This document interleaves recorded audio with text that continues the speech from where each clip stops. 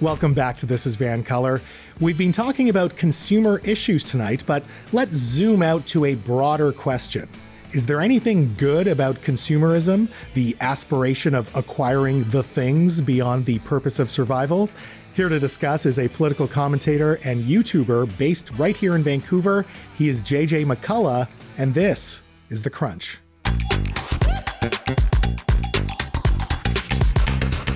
So JJ, you're just fishing for clicks at this point. I saw your last video and you're now saying that consumerism is a good thing? Well, I certainly said that consumerism isn't evil, which I feel like is often the kind of like dominant disposition in the culture these days. You know, we live in a consumerist society. We live in a capitalist sort of economy, right? We live at the culmination of a very long history of perfecting so many creature comforts in our lives. You know, whether that's food, fashion, you know, toys, games, right. You know, all sorts of objects that we just have that are the culmination, like I said, of a great sort of inheritance. And yet I feel like the dominant sort of theme in sort of like the broad culture, especially in sort of like intellectual culture, is that you're supposed to hate consumerism. You're supposed to feel guilty and ashamed for living in this marvelous society that has given us so many wonderful things.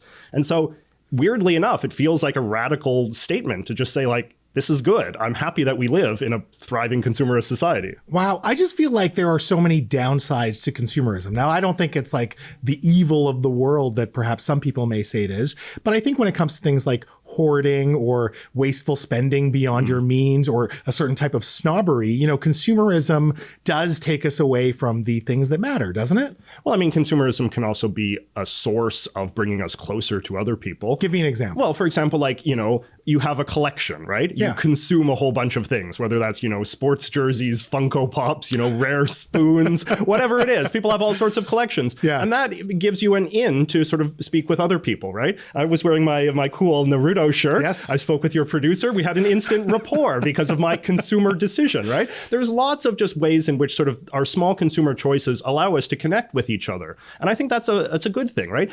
You're right, though. I mean, obviously there's downsides to consumerism as well. Another thing that I would sort of say is like, you know, the environmental impact of some of the things that we buy and the way that things are being made. Yeah. It is excess. But at the same time, what I would also add is that we've made a lot of progress as far as these kinds of things go. Like we have a reality show all about the shame of hoarding, for instance, right? We're much more aware that this is a problem than we used to. And as I say in the video, like a lot of ways that our products are being made are much more environmentally conscious than they've ever been in the past. Mm-hmm. You know, it's easy to be cynical about this. Oh, the corporations are just greenwashing and that kind of thing. But it is objectively true, for instance, that we're like using less plastic, that we have more robust recycling programs than ever before, that people are more conscious about things like the importance of reusing and reselling. Mm-hmm. So like there's a lot about our consumer culture that I think is perfectly fine to be happy and thankful and pleased with. Do you think on a personal level we should set up guidelines in terms of how we look at consumerism? I like the fact that you brought up this idea of connecting with other people, but I feel like if consumerism is driving you into isolation, that's probably a bad thing. Yeah. Or again, when it comes to excess or waste, like, do you think consumers should think about it differently as opposed to just throwing out the baby with the bathwater? Yeah, exactly. And I think that you hit exactly on it. We shouldn't throw out the baby with the bathwater, even though I feel like, you know, when I imagine myself being in university or even in high school, I feel like you were often taught to just be shamed and embarrassed and disgusted that we live in this vulgar consumerist society, this vulgar capitalist economy and that kind of thing. And then, but that's that sort of message, like, what do you do with that? It's like, we're not going to overthrow the system, nor should we want to. So I think that a much more reasonable solution is to sort of say like, yes, there's good things about consumerism. There's bad things about consumerism. Let's try to embrace a healthy consumerism that teaches us how to be responsible consumers. Totally.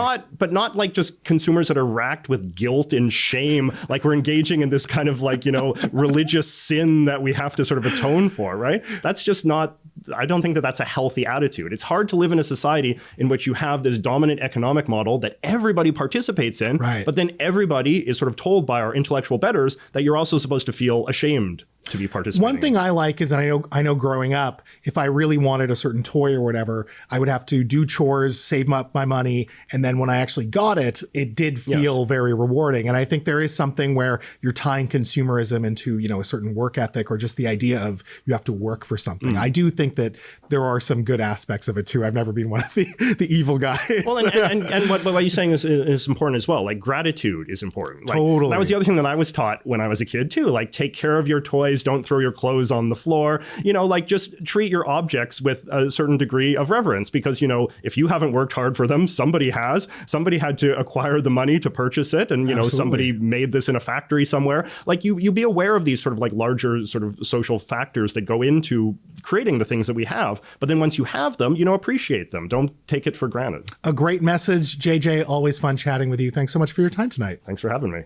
Folks, thank you so much for watching, and thank you to the Hosers, Eric Wickham, Stan Ertz, Liz McDowell, and JJ McCullough for their time tonight. Now, if you have any thoughts about tonight's show, shoot me an email, mo@thisisvancolour.com. Are you boycotting any stores this month? Do you love consumerism? Let me know. Also, find me on X or on TikTok @VanColor.